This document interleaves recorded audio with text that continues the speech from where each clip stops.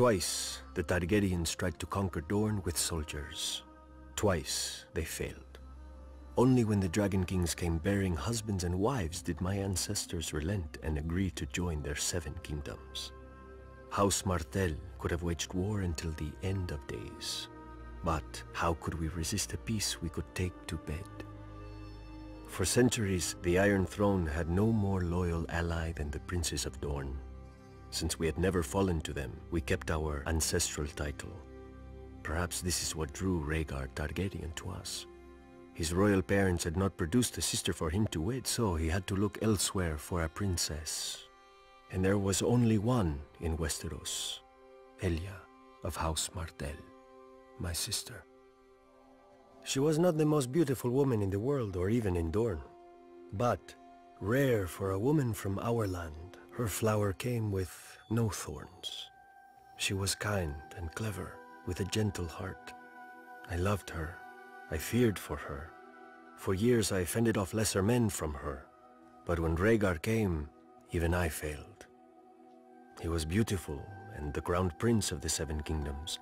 And our mother had worked so hard to secure the match, how could Elia not accept him? They were wed, and he took her from her home, from those who loved her and would die for her, and locked her in his red keep above his sty of a city surrounded by false friends. She bore him a daughter and a son, though each almost cost her her life. Elia loved Rhaegar.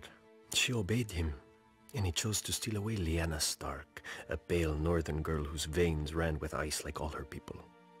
Instead of disciplining his faithless son, King Aerys executed the Starks when they came seeking justice, and ignited a revolt. I know how the Maesters describe the war now, but calling it Robert's Rebellion does not change what it was. The War of the Usurper. Dorne sided with the Crown, for when we swear oaths, we keep them. We needed no threats from King Aerys, though he made them anyway, locking Elia and her children in the Red Keep to ensure our loyalty. Even in his madness, he knew that no true Dornishman would ever take up arms against our beloved princess, and that we would fight to the death for whichever side she was on.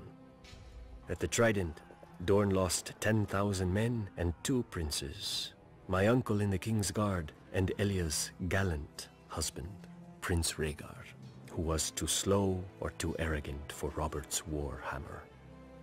As Robert's army marched on King's Landing, the Mad King sent his own wife and child away, but kept my sister and hers inside. In his madness, Aerys thought that the Dornish had betrayed his son at the Trident, and was only too happy to welcome his one true friend back into his ranks, Tywin Lannister. Lord Tywin's army sacked his friend's city while Lord Tywin's son murdered the king he'd sworn to protect. All this could have been forgiven.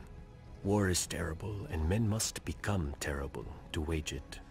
But the Lannisters knew that as long as my sister and her children, Prince Rhaegar's heirs, lived, no usurper could safely sit the throne. So Lord Tywin's dog, Sir Gregor Clegane, the Mountain, made Elia watch as he murdered her daughter and dashed her infant son's head against a wall. Then, with her baby's blood still on his hands, he raped my sister and murdered her.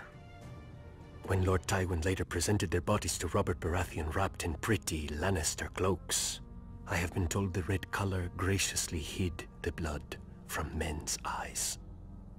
The Targaryens talk of fire and blood. In Dorne, our blood is fire. If Robert Baratheon had dared set foot in Dorne during his reign, he would have lost the foot, and it is not even him we blame for Elia. The Lannisters think their gold buys them power. The Lannisters think their mountain buys them strength. But if they want peace, they cannot buy it with mountains of gold or one mountain of steel. They must pay in blood.